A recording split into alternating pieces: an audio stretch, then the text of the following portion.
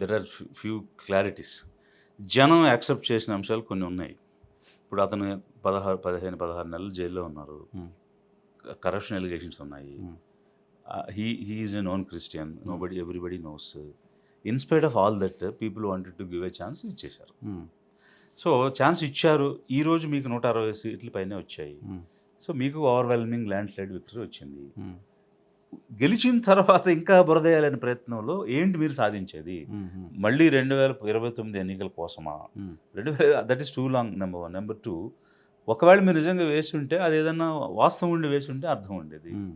ఇప్పుడు వీళ్ళు వచ్చిన తర్వాత కూడా ఆ గీ వచ్చింది కదా, దాంతో కూడా వండారు కదా, అక్కడే కదా వండారు కదా. అయితే మరి ఈ సీఎం కూడా చేసినట్టే కదా. మరి అసలు సీఎం లెవెల్లో ఏ ట్యాంకర్ వస్తుంది, ఏ గీ వస్తుందని చూస్తారా?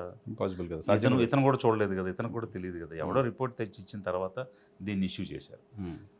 సో ఇక్కడ వైసీపీ టీడీపీ ఎవరిది పై చేయింది అనేది మనకు అనవసరం subject.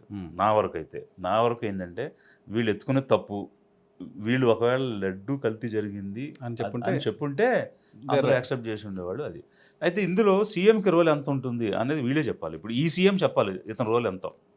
If he is daily monitoring about the ghee and making of laddu, then he should give